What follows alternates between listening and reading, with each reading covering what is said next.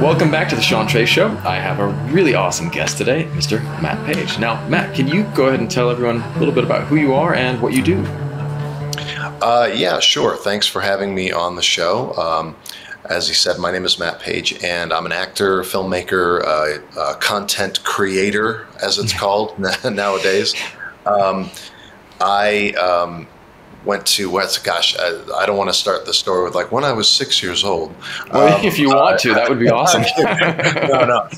Basically, I've been interested in being creative and performing ever since I was young. I ended up going to college for filmmaking, and ended up settling here in New Mexico, where I graduated. I graduated from College of Santa Fe with a film degree, and then went to work trying to figure out my place in the industry.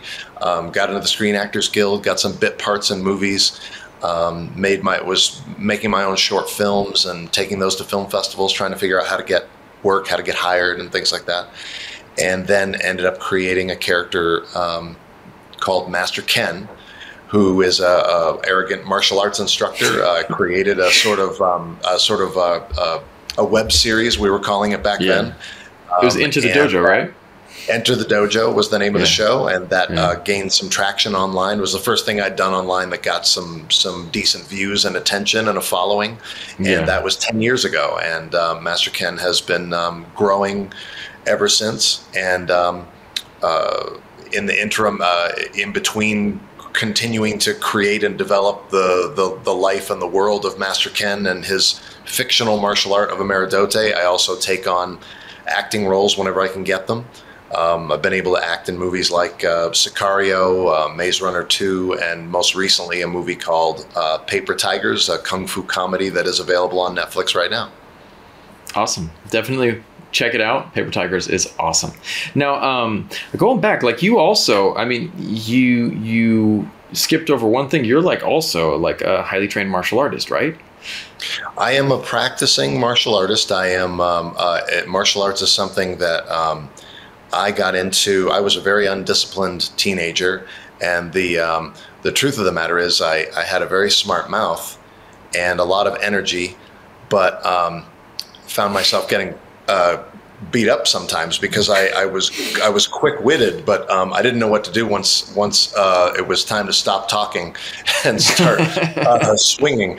And so I got beat up a few times because I was a smart ass. And so I wanted to take boxing or some sort of fighting so that I could fight back.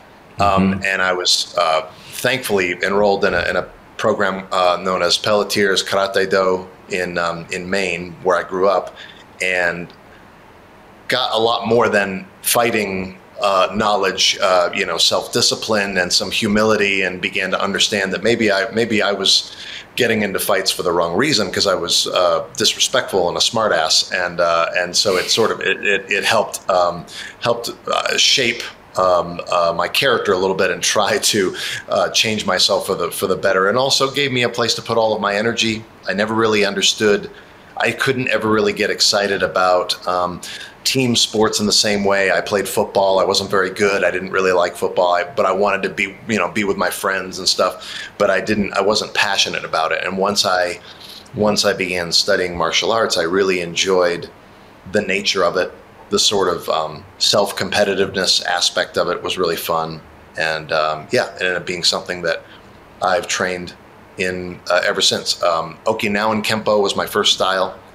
Dabbled in Brazilian Jiu-Jitsu and Aikido and stick fighting, and just sort of moved around the country picking up whatever style I could, and ended up settling in on American Kempo and getting my second black belt in that, and then received a blue belt in Brazilian Jiu-Jitsu from a gentleman named Kevin Conan Bankins, a great instructor.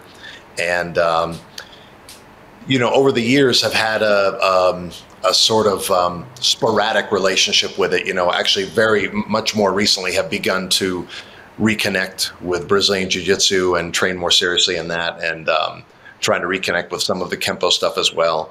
And but yeah, I enjoy martial arts just as a hobby, as a way to stay in shape, and it provides material for my show also. Right. Yeah, and for me, I'm a black belt in Japanese style jiu-jitsu, which is more similar to judo, but it was an Americanized system. And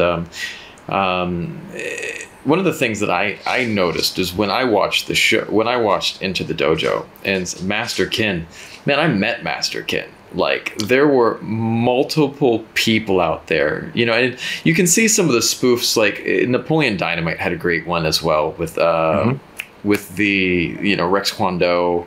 Yep. There were those guys, you know what I mean? But like Master Ken, I saw people like that. How did you go like, hey man, let's what was it that kicked off this idea to create this character, this satirical character?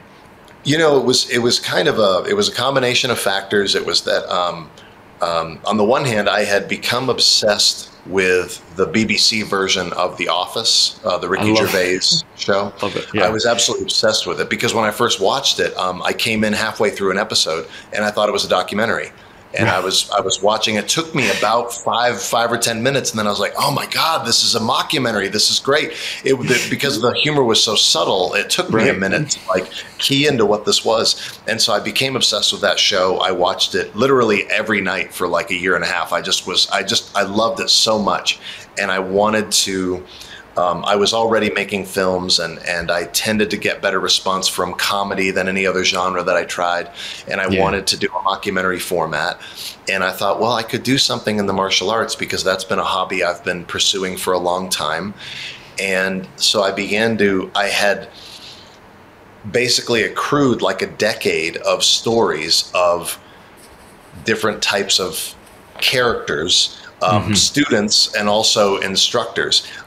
My school, the Pelletiers Karate Do, was a very traditional school. We learned the Japanese terms for the katas and the strikes and all these things, and had to say them in class. There was a lot of formal traditional etiquette that we practiced. And then when I moved and began moving around the country trying to pursue my career, I would land in a new town and go to the local dojo and just sign up. Whatever was close by, I would just go sign up, not understanding that not all dojos are the same, because I hadn't been to any other. And so I began to walk into some crazy places with good people, but people who had a different view of the world and a different experience with martial arts, and some instructors who would say and do wild stuff. And so I just kept, over a decade, accruing these stories and anecdotes and catchphrases and sayings that people had really said and really done without a sense of irony. And after like a decade of collecting those stories, I wanted to put together some sort of character that was a Frankenstein of all of the stories and all of the quirks and all of the odd things that I had seen. And that became Master Ken. And I initially was going to cast somebody else because I was much more interested in writing and directing. I wasn't that interested in... I had done acting and I had gotten some positive feedback from acting, but I was really intrigued by the writing and directing process. But I think it honestly came down to a bit of a time factor where I was like, it's going to take me so long to explain what this guy is like. And I don't know if I'm going to be able to find. I felt like I could easily cast everybody else. I knew the right actors for every other part in the show. But the instructor, I was like, I feel like it's going to be faster if I just play him, because I know exactly who this guy is and I know how he speaks and how he acts, and I know the terminology and the posture and everything. It's like I felt very comfortable figuring out who that was. And so I developed that character over a few weeks. And the thing that the feedback we got immediately and that we still get most commonly is exactly what you just said, is people say, I've trained with a Master Ken. I know this guy. This guy was my Taekwondo instructor. This guy was my drill instructor in the military. This guy, I learned from this guy at the police academy. Anyone who has had any type of self-defense training has run into a Master Ken. Without, like, hands down, for sure. Now that's really interesting. Now, we, you started off with one season, right? Were you planning multiple seasons? Were you planning to kind of draw this show out, or was this kind of like you were planning just a one-off type of a thing? How many seasons are there to Enter the Dojo? So there are 4 seasons to Enter the Dojo, okay. And we really, it wasn't even meant to be a season. I originally wrote it as a short film. I wrote it as like a 20-minute short film. Really? And so I had some people read it. They enjoyed it. We shot all 20 minutes worth of script that I had written over the course of a weekend with a ton of improvisation mixed in. We were just goofing off. I got a bunch of talented filmmaker friends, a talented cinematographer, talented sound people, talented set deck and wardrobe, all the most talented people I knew. I got them all together for a weekend. We shot for a Friday. We did all the interviews, all the talking head interviews Friday night, and then we did all the studio stuff out on the dojo floor Saturday and Sunday.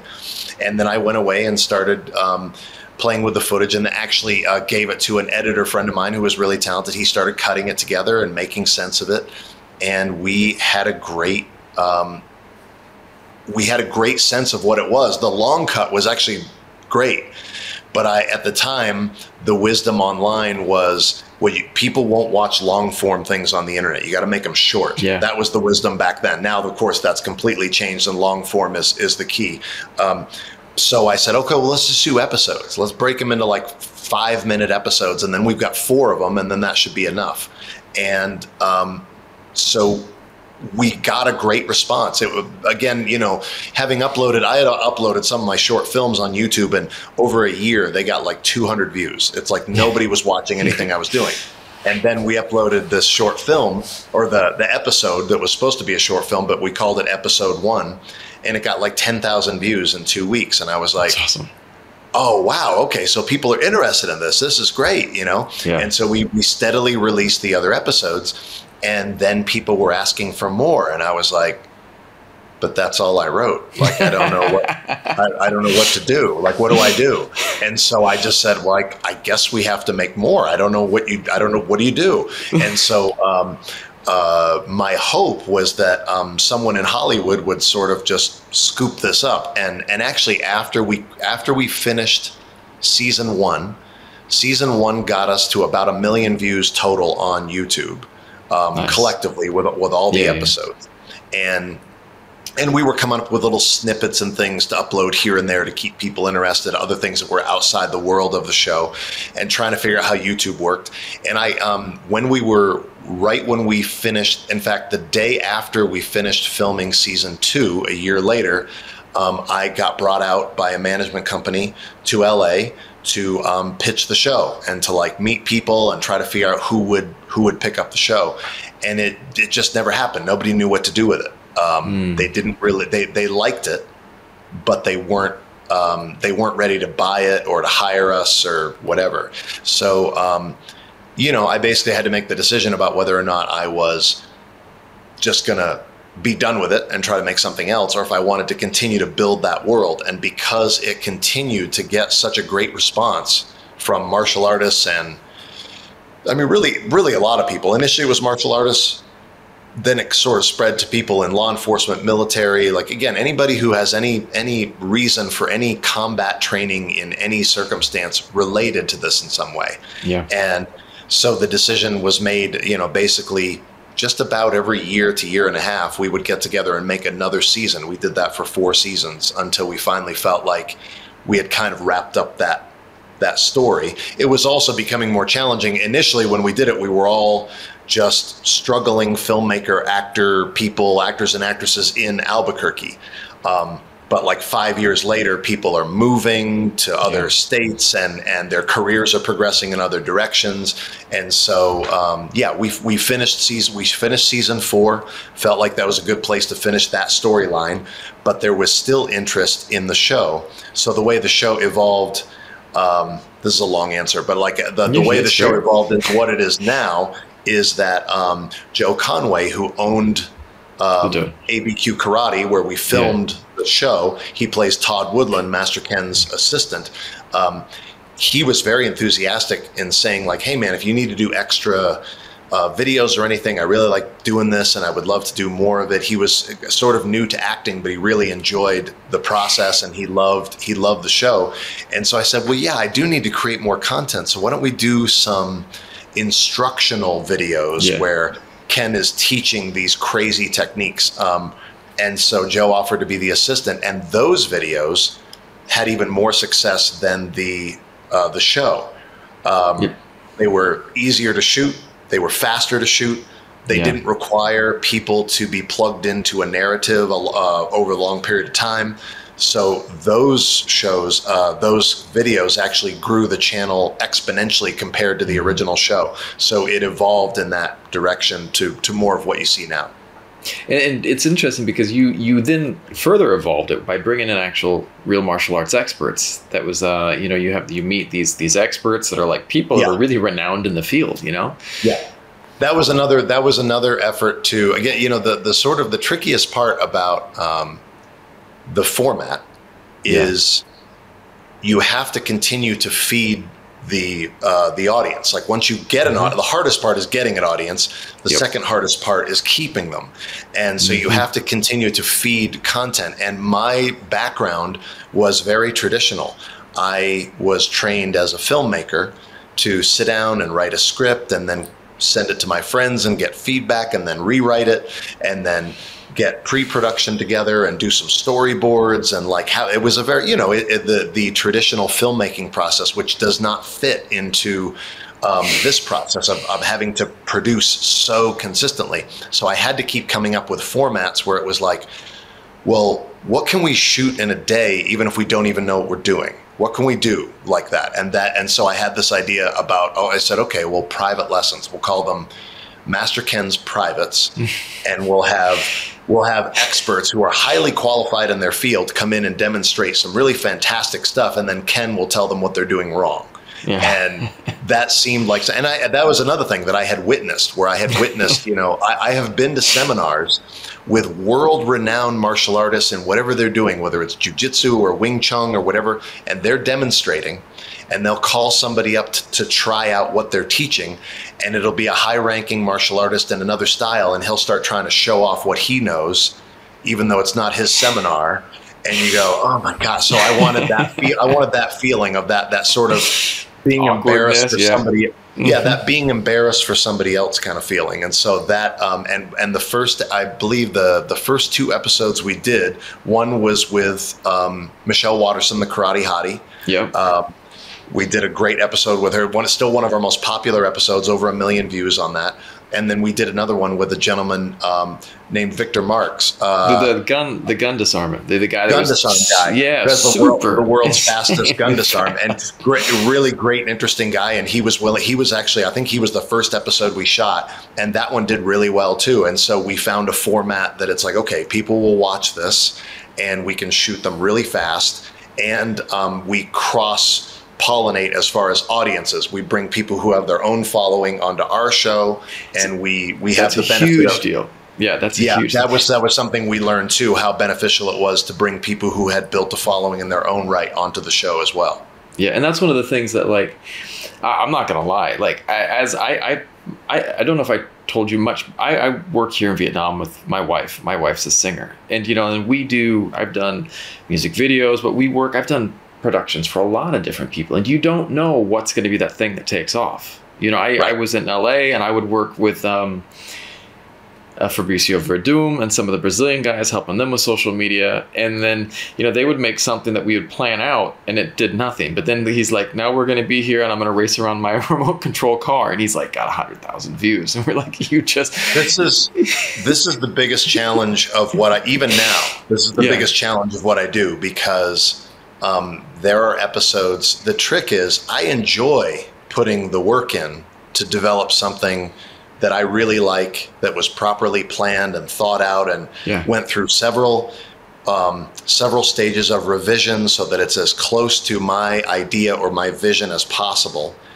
But that never, ever guarantees that anyone is going to watch. And so you have to figure out as a content creator, how much time am I not only willing but able to put into one piece of content in a way that doesn't sink me. You know, like, am I going to get lost in spending 10 days on one video that is going to get no views, and then something where I like grab my phone and I just do like a quick selfie thing, a quick idea I had. One of the things that got us another bigger audience that, again, we didn't intend, was like a basic silly gun defense. I was sitting in my office at the dojo, and I had this silly idea, and so I told Joe, whose office was across from mine, I said, get into the costume and just put the gun to the back of my head. Put it, you know, we've got a toy gun. I said, I'm just going to go like, you know, and like, I'm just going to like knock it out of your hand with my head. And so we did that. And it was the only thing we shot that night. It took less than 10 minutes for us to get into costume, shoot it, and be like, okay, cool, that's it for the night. I can't think of anything else. And that video went crazy viral. It got like 400,000 views on Instagram, and it took no time. And so trying to find the balance between the things that will gain you ground and build your audience versus the things that are going to take a little bit more time are tricky, because if we could do that every time, we would. But the catch is, exactly. So if you do your remote control car video and that gets 100,000 views, and then you say, oh, we'll just do another one of those. And so you do another one and that gets 10,000 views, and you're like, oh man, I thought they liked remote control car videos. So that's the trick, is every time we manage to hit some viral success, the only catch is we can never do that exact thing again, because the audience goes, well, we've already seen that. And so you're in this weird fight for like trying to continue to gain views and gain notoriety and build the profitability of what you do, and also maintain a relationship with the process, which is very tricky. I did, yeah, for sure. I did this one video, and I did some consulting for an acting agency in Europe where I helped them plan out their social media content. And there was this one actor that was on Game of Thrones. He had a big beard, and you know, he did this one video where he was like, he walks in to get his beard trimmed. And his hairstylist, and it's just shot on his camera, and his hairstylist pulls out one strand and cuts it. He's like, perfect. And he walks out. And it was like, and it was hilarious. You know, it was really silly, stupid, but it was hilarious. It just blew everything out of the water. And like, and everyone was excited. We're going to do this again. And the next video up just tanked. And it was just absolutely tanked. And everyone's like, what's wrong? And I was like, you can't know. You don't know. That's the catch. That's the catch. I used to do, in fact, part of the way I funded the early seasons of Enter the Dojo was doing industrial videos, doing corporately sponsored videos, just working as a videographer, editor. I would do promotional videos for products. Primarily what I did were videos for universities. Nice. You know, videos about faculty and student recruitment and certain departments and things like that. And we did a video called How to Make a Short Film. And it was just a basic, you know, it was an interesting video. It was well done. But we had done a bunch of videos like that before. This particular one got 300,000 views on the college website, which on the college YouTube channel, which had never happened. Yeah. And so they were so enthusiastic. They were like, we got to do another one of these right away. And so we did another one, and I don't even remember what the title of the second one is. But we put even more time and more resources and way more money into the second one. Absolute bomb. Absolute bomb. It got like, I don't even know if it got 10% of the viewership that the previous one got. And I had to have the same conversation where I'm like, well, you win some, you lose some, you know, because you don't know. you don't, and it's really tricky. And I think that's one thing that people, because you know, there's a lot of people. There is this evolution of the market where there's a lot of filmmakers now who are looking at viral content, and you know, and now with TikTok, it's a whole different game too. You know, you've got this whole short form thing. And it's changing the industry. We used to be able to hire an editor here for a really reasonable price, but once TikTok took off, like now, I posted the other day because I was trying to get a new editor for my wife and I, and the stuff that was being sent to me was all like, you know, like these little dance videos, and I was like, do you have anything else that you can show me? This is interesting. Like, it's literally everything's been shot on a phone, and it's like little It's like, I'm just like, this is great, but yet then they're like, I want, this huge fee because it's changed the market. You get Right. there's this new demand for short form content that's really changed the thing. But at the same time, it's literally like, you ever see those wood chippers, and they put the piece of wood in and it just pulls it Yep. in, and no matter how much wood you put in there, it won't slow down. It just keeps pulling things in. And Yep. to me, it feels like a lot of the content creation is kind of, you're feeding this machine. Yes. And so there's the balance between the necessity of feeding the machine, because it has to be fed so that because if you don't post for a while, they just drop you way down in the rankings, and you kind of Yes. have to work your way back up before you're Yes. seen again.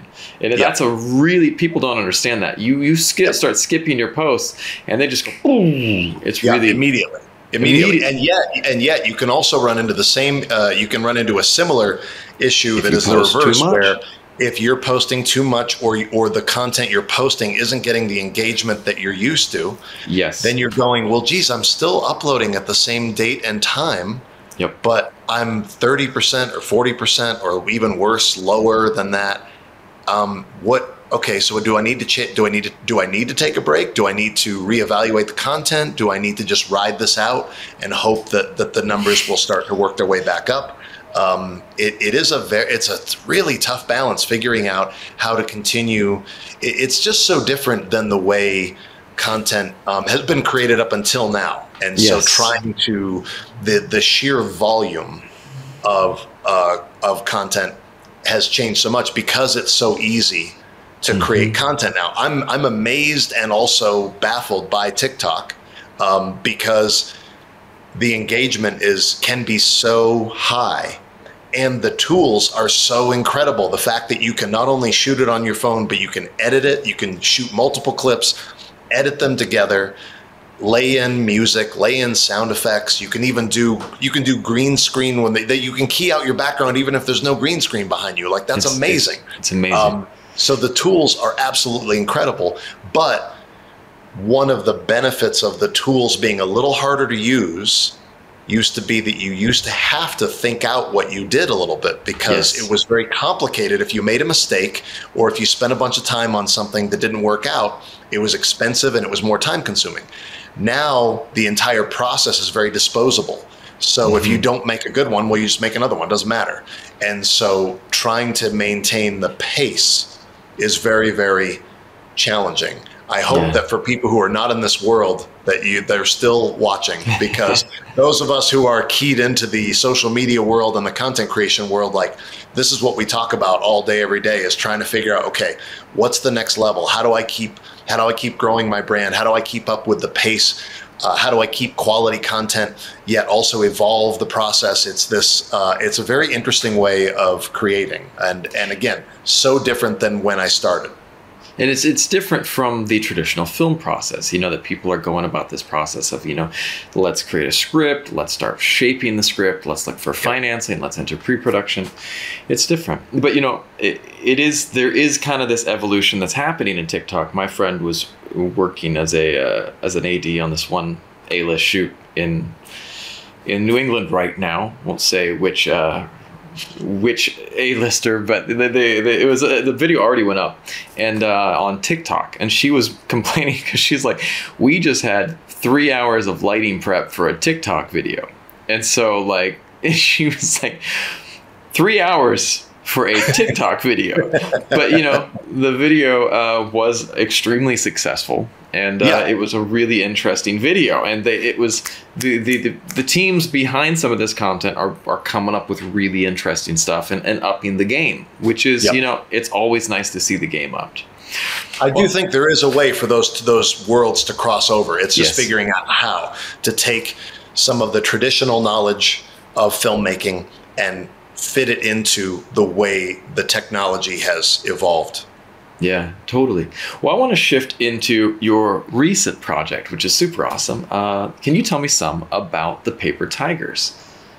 So, yes, Paper Tigers is a movie that's available on Netflix right now. You can go check it out. You can also, if you want the extra features, which I highly recommend, you can purchase the movie on Blu-ray. It's available at Walmart on Blu-ray. You can purchase it on Amazon. And if you buy it on iTunes, you get all the bloopers and the behind-the-scenes stuff. So that's my initial sales pitch. But Awesome. The Paper Tigers is a kung fu comedy. It's a family-friendly movie. The basic premise is about three main characters who studied kung fu very diligently when they were young. Then we cut to, I think, 25 years later, their Sifu is murdered, and they have to go back home and figure out what happened. But they're all out of shape. They haven't been practicing their kung fu, so they have to go on this kung fu adventure, even though they are not really ready for it because they haven't stayed connected to their kung fu roots. And it's a really wonderful movie. I play a character named Carter. I was the kid from the rival kung fu school who used to get beat up by the Paper Tigers when I was younger, and I have spent the past couple decades training just in case I get my chance for revenge. And thanks to this quest that they have to go on, I get to have a showdown with the Paper Tigers, which is a blast. It's awesome. Yeah, one of the things that I said this to Bao, the director, like the characters are really accessible, like, and relatable. You know what I mean? When I was watching that, I was like, man, that is just completely, like, each one of the characters in some way, you know, as a guy that's entering his 40s now and sadly is not as fit as I used to be, you know, you know, watching them, or when, like, there's this showdown fight scene and suddenly, you know, the daughter calls, like, you know, it's interesting that one of the things that was always missing from martial arts movies is that level of real life. You know what I mean? Like, you know, someone walks in, or just even like, you'd say, imagine like a martial arts, you know, fight started happening on the street. There'd be a bunch of people who'd be like, oh, this is awesome, you know, pulling out their phones. Oh, whoa, Yep. check this out, you know? Yep. You know, there's always this, you know, like really like, you know, even like action flicks like Die Hard or something. There's like never people. It's the reason one of the Die Hards that I absolutely actually loved the best was it like 3 or 4? Was the one with Justin Long. Mm-hmm. You know, because it was such like you get this contrast to that crazy action with that comedic timing. You know, it's like, right. And that was what was super awesome about it. Now. Yeah. How did you go about approaching the character of Carter? Because it's a very different character than Master Ken, you know, and yet also rooted in martial arts. That's why I was excited about it, because on the one hand, it's martial arts comedy, which is something I'm very comfortable with and excited about. And on the other hand, that character was different than Ken. One of the interesting things about Master Ken is that we're never 100% sure that Master Ken knows what he's doing. Like, he speaks with such confidence and he does a lot of ridiculous things, but then once in a while Master Ken pulls off a move where you go, well, that actually looks a little dangerous. So, like, is he real or is he not real? Whereas Sifu Carter has spent, again, at least 20 years training every day as hard as he can, waiting for the day that he gets his chance at revenge on these guys who beat him up. And when I initially read the script, I really, really loved it. I loved the character. I loved the whole story. I loved the feel of it. And I had a conversation on the phone with Bao and one of the executive producers, Yuji Akamoto from Karate Kid 2, who was one of the executive producers. He has a small part in the film as well. And I thought the conversation went great. And then I didn't hear anything for a year and a half. And I thought, oh man, I must have really blown that interview. But I didn't know they had been trying to secure financing for 10 years. And so a year and a half later, I got a phone call. They were like, we start shooting in 6 weeks. Do you want to be in this movie? I said, absolutely. I'm all about it. They said, cool. You got to be in LA next week to start learning all the Kung Fu choreography. And I thought, oh, well, I've done karate. I've done jujitsu. I've done Kempo. I'm fine. And then I got there and I was like, oh my God, this is so much harder than I thought it would be. Because Kung Fu in many ways is very, very different than a lot of the other styles. And I'm also older.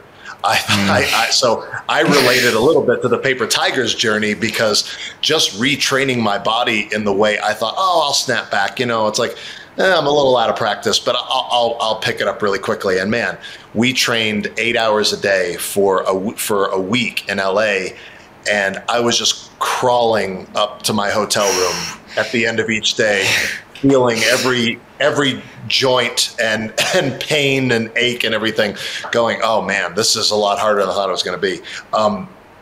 As far as the preparation for the actual character and the relationship from Carter to the Paper Tigers, one of the great things that the director Bao did for us was he also had character rehearsals. We would rehearse kung fu all day, and then once we were done with the physical aspect, we would get together as characters, as just like a little acting workshop, essentially. Yeah. And he would ask us questions about, what we derived from the script, what we related to personally about the movie and about the character. And then he would even have us improvise things about the character's backstory. He would say, okay, this is 10 years ago, and, you guys are coming into a restaurant and Carter's there, and he doesn't want you to know that you see him, and you guys are going to make fun of him, you're going to pick on him, and he's going to try to react. We would go through these little acting workshops to start forming those relationships between the characters. And even though we didn't get to do that for a ton of time, it was about a week of overall rehearsal, it set a tone that when we showed up to the movie, we had already felt like was clearly established, which is something you don't get to do on a lot of movies. Most productions, you go in, you audition, you find out you get the role, they tell you what day to show up, and you just jump into it. You have no other chance to get to know anyone or any background. No, you jump in with both feet, and so this was a unique experience, that because everybody was willing to put in the time, because they didn't have a big budget, so they couldn't really afford to have us do a lot of prep. But everyone was so excited about the movie, whenever they asked, like, hey, can you guys just get together and sort of do another workshop and kind of, we're going to improvise, we're going to figure some of these things out. We were like, let's do it, man. Let's prep as much as we possibly can. And so that stuff really, really helped. That was a really an integral part to the preparation of the movie, and I think it really translates on screen. And that's one of the things I said to Bao. One of the first things that I noticed when watching the film was there was really amazing chemistry between all of the actors. Like, there was just this, and he was telling this story about how you had the one scene where you were doing some improv, and he said that he told this cool story that in the morning one of the guys was just firing away at you with all of these like insults, and like he said that you went away for lunch and were just stewing on it and waiting to come back. Can you tell me about that? Yeah, Ron Wan, who played Ahing in the movie, I was so nervous because I haven't had this much screen time in a movie, in a project that wasn't mine. I've done a lot of, I'm playing the star of Enter the Dojo. It's like I'm used to being the focus in that way, but this was somebody else's movie, and I really wanted to do a good job, and I was super nervous. And so my first day of filming was the funeral scene. And I'm like, I've gone through the lines a million times, and then we go to do the master shot, and Ron is just insulting me with all this stuff that isn't in the script. And I was so taken aback. I couldn't think of anything to say. I was like flustered. I was genuine. He was doing such a good job of going at me. And then thankfully we broke for lunch. And I was like, you are not going to lose a battle of wits on your first day. You have to go back at him. And so I'm sitting there at lunch quietly by myself saying, you're going to call him this and you're going to call him that. And so I came up with like 7 or 8 things to say during lunch and came back. And then once we went in for the closer stuff, I started firing back at him. And then it became a real battle of like who had the best insult. And you're doing something right. I feel you're doing something right in comedy when you can hear the camera team starting to ruin the take.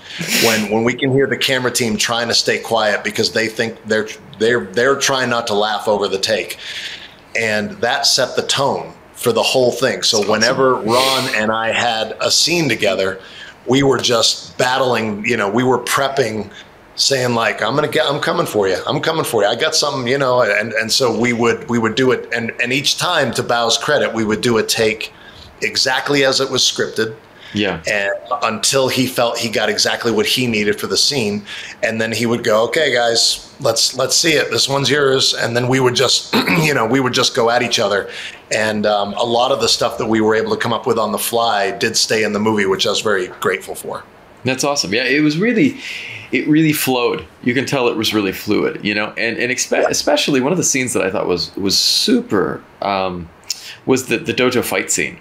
Like, there was a lot of witty comedy. You could tell there was stuff that was just flying through on the fly, and yet at the same time it was, and to give Bao credit and to give some other people credit, and this is something he mentioned, is it was amazingly choreographed. So you have the acting that you guys did a phenomenal job with, but also, you were mixing that in with some serious choreography. And he talked about the boot camp that you guys did, the Kung Fu boot camp. And he says it was a very intense thing, but he said there was a phenomenal fight choreographer there, stunt choreographer. Yes, as well. Ken and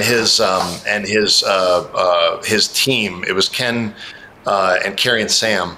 And they did a really, really fantastic job on many levels. One of the things they did that I was thankful for was that they looked at my previous, they looked at my other martial arts experience. They had me demonstrate some of my Kempo and some of the things that I already knew how to do.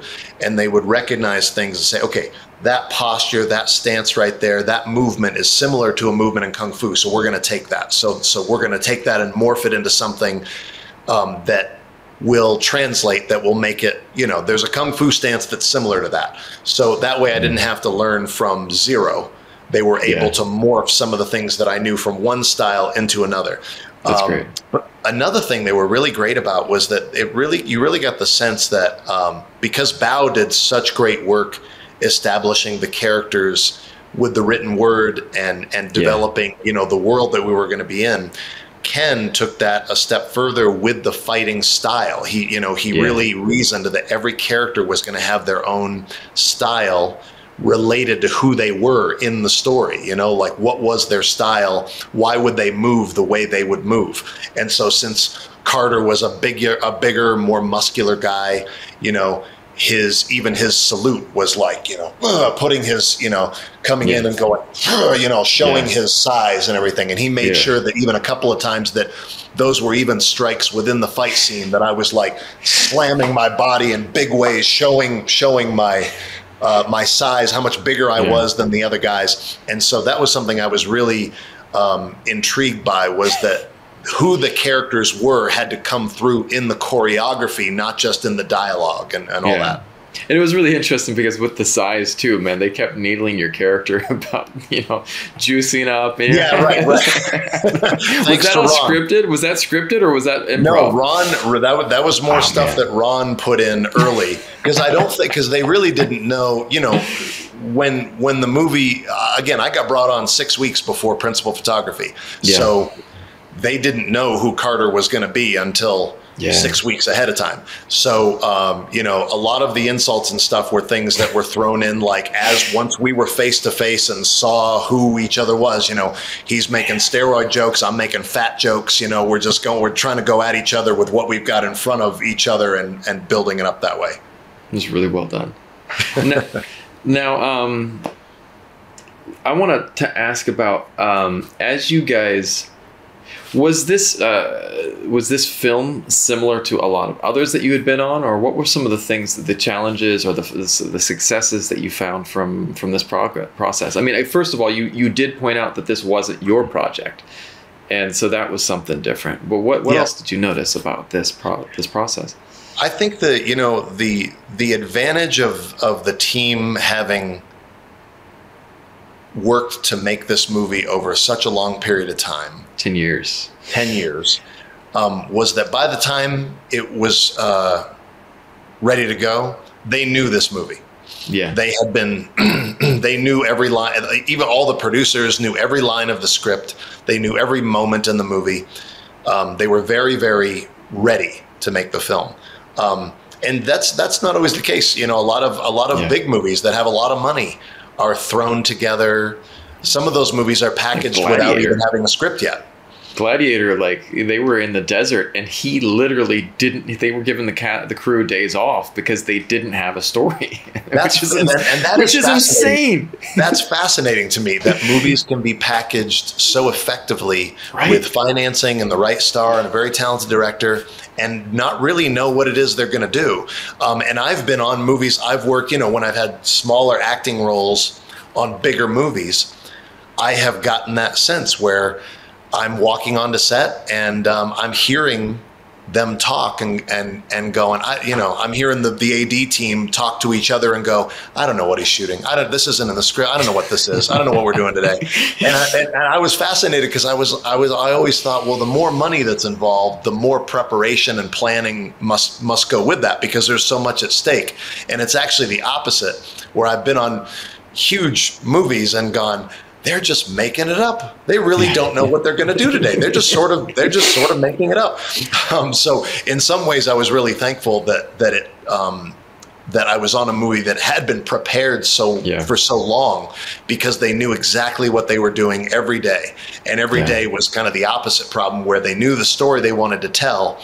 They're just figuring out how to make it fit in the schedule and the budget they had available, which was very challenging.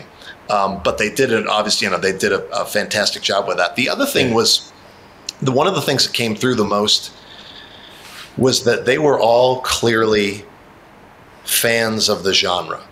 Yeah. That's one of the things that really was so exciting, was that once we were all on set together, the stunt team and the other actors and the crew, it was really mostly just a bunch of fans of martial arts movies. We would all talk about great martial arts movies that we loved and make movie references and quote different lines from different movies and talk about certain scenes. When we're talking about a particular moment in a fight scene, it's like, so this is kind of like, you remember that Jackie Chan, remember Rumble in the Bronx, when Jackie Chan does this thing, it's kind of like that. And everybody knew. They're like, oh yeah, no, totally, I know that scene, So it was cool that we were all fans of the genre, creating what we hoped would be a contribution to the genre.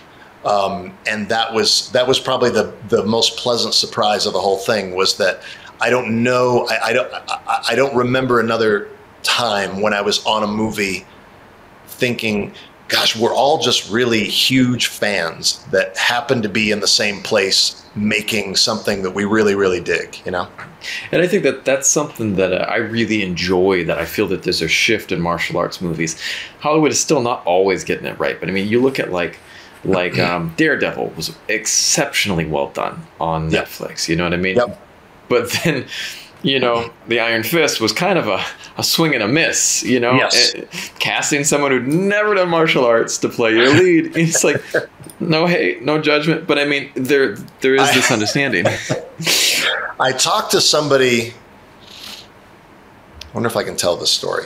Those are the best stories. I talked to somebody who worked on Iron Fist, and they said one of the most challenging things was that, I don't know if this is true, maybe this is just a good anecdote, but that the guy who played Iron Fist, one of their most challenging things in the choreography was that he would like land in a stance, and be like this, and one of the stunt coordinators would have to go, yeah. Because you're Iron Fist. Be like, you have to close your hand.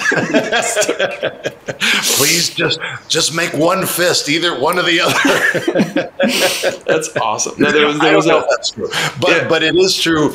It is true that those can be misfires as far as like incorporating martial arts into adventure type, whether it's superhero movies or straight martial arts genre, is real hit or miss.